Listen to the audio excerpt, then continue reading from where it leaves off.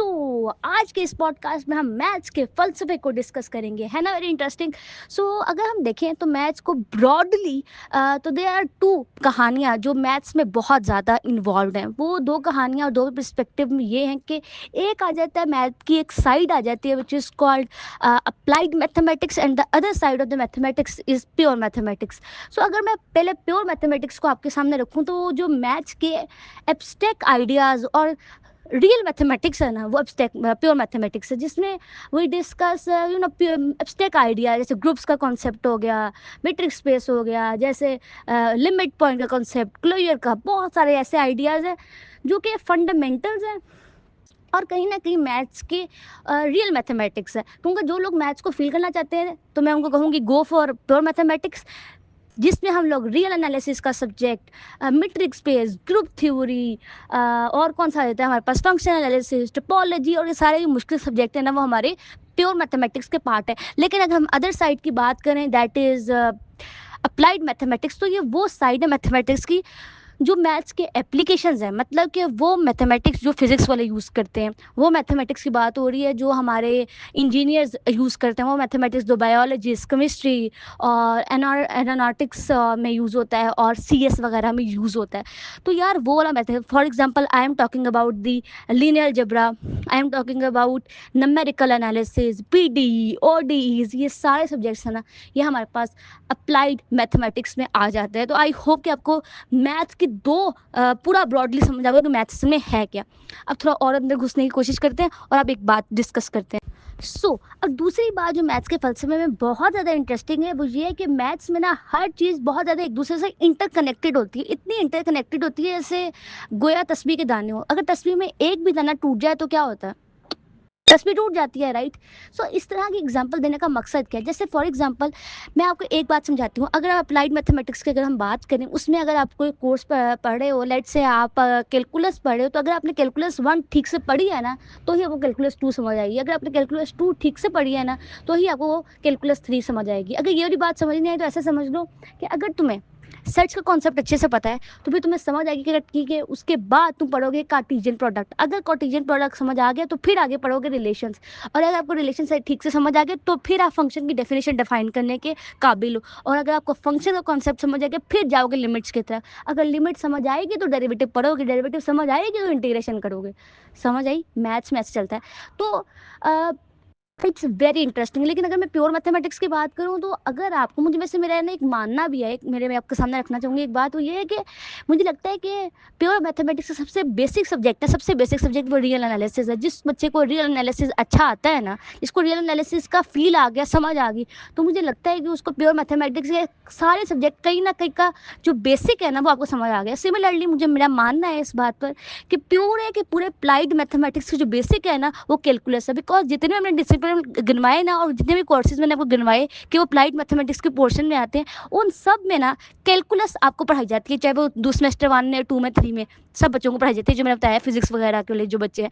तो याद रखना, जिसका अप्लाइड मैथमेटिक्स में कैलकुलस स्ट्रॉन्ग है ना, उसका बेसिक स्ट्रॉन्ग है। समझ आई बात की? तो it's a very important. Maths पढ़ो तो मैं आपको हमेशा एडवाइस करती हूँ कि please clear your basics, because ये सब कुछ कनेक्टेड है। बिकॉज मैथ्स में ना ऐसा होता है कि आपने नेक्स्ट आने वाले सेमेस्टर में जो दूसरे कोर्सेज मैथ्स के पढ़ने होते हैं ना, वो सब मैथ्स में यार, हर चीज़ एक दूसरे, हर कोर्स एक दूसरे की एक्सटेंशन होता है कहीं ना कहीं।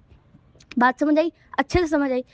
और अब मैं आपके सामने तीसरी बात रखना चाहती हूँ, ये कि ना मैथ्स के बारे में सबसे ज़्यादा इंटरेस्टिंग बात ये है कि मैथ्स गो के साइंस की ब्रांच है।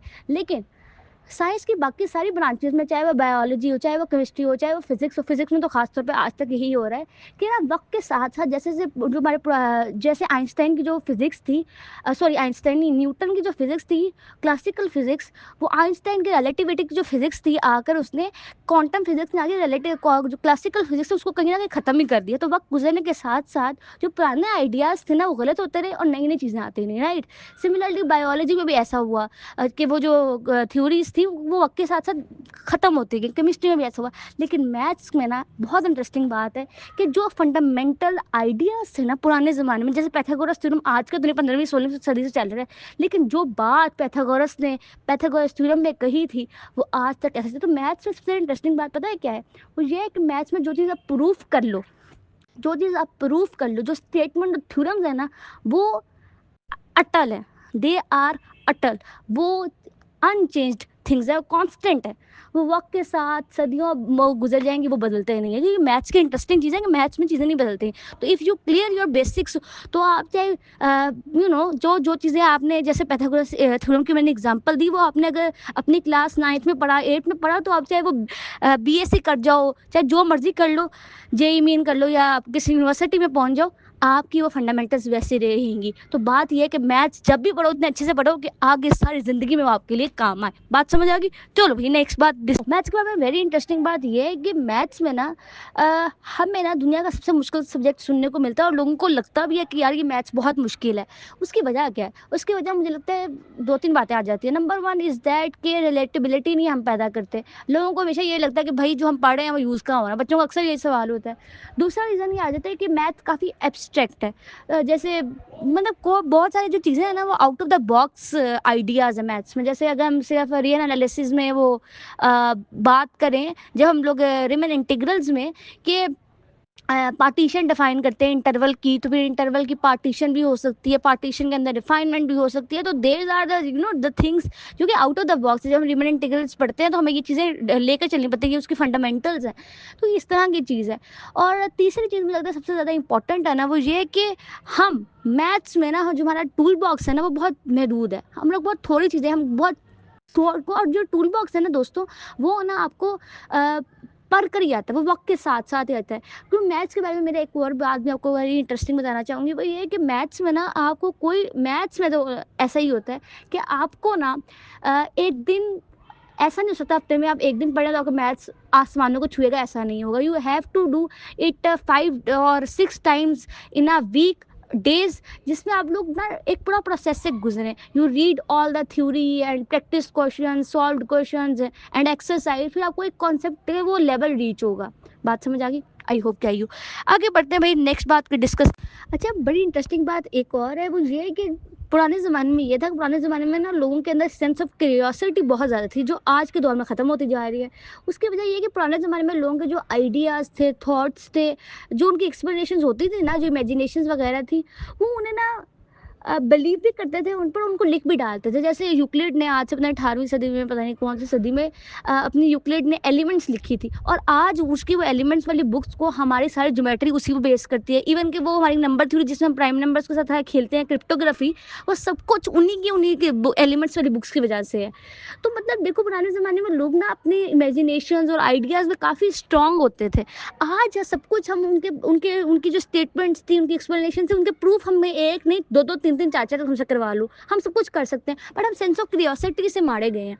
इसकी वजह ये है कि हम ना जो हर चीज़ को पढ़ते हैं या ये सब कुछ करते हैं ओनली फॉर, हमारा गोल बहुत ना छोटे होते हैं। हमारा गोल ये होता है अच्छी सीजीपीए आ जाए इस सेमेस्टर में, हमारा गोल ये होता है कि अच्छी जॉब लग जाए, हमारा गोल ये होता है कि भाई बस मतलब ये इस बच्चे से ज़्यादा नंबर लेने हैं। तुम्हारा गोल बस ज़िंदगी में छोटे रहते हैं। अगर हमारा रोज़ ये गोल हो, हम इस तरह बैठे, इस तरह सुने चीज़ों को कि मैंने आज कुछ नया सीखना है।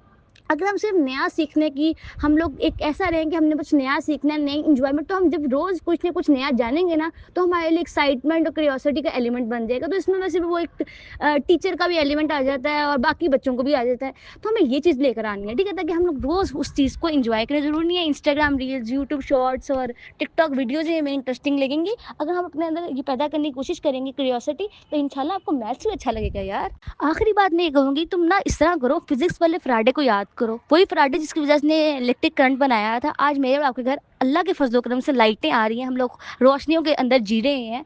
तो ये अंकल फ्राइडे ने इलेक्ट्रिक करंट बनाया, और उनकी जो इस वो इलेक्ट्रिक फ्लक्स चेंज करते जाओ फिर करंट बनता जाएगा, ये उन्होंने कहा था। ये बहुत अच्छी बात की थी उन्होंने, ऐसी भी बात की थी। उन्होंने अपनी एक बुक लिखी, उसमें उन्होंने बड़ी इंटरेस्टिंग बात बताई। उन्होंने कहा था, और ये बात उन्होंने एक कैंडल नहीं, मोमबत्ती, उसको देखते हुए कहा था। उसने कहा था कोई भी बंदा अगर आप किसी भी चीज़ को गौर से देखें, बहुत गौर से देखें ना, तो हम उसमें पूरा का पूरा यूनिवर्स देख सकते हैं। और सेम गोज़ विद इट, अगर हम मैथमेटिक्स को ऐसे पढ़ें, तो हम यकीन करो उसको बहुत गौर से पढ़ें और फ़ील करने की कोशिश करें, तो हम इसमें पूरा यूनिवर्स देख सकते हैं। ये बात मैंने कैसे की है, मैं आपको एक बात बताऊँ, मैं ये नहीं कहूँगी मैथ हर जगह यूज़ हो रहा है, math is a mother of all sciences, but you can actually feel it.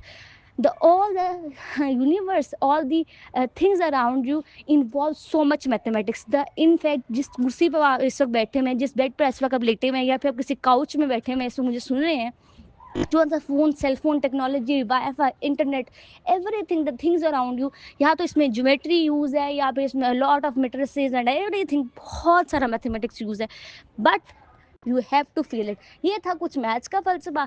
आगे आने वाली एपिसोड्स में हम आपके सामने कुछ और मैथ्स की कहानियां रखने की कोशिश करेंगे।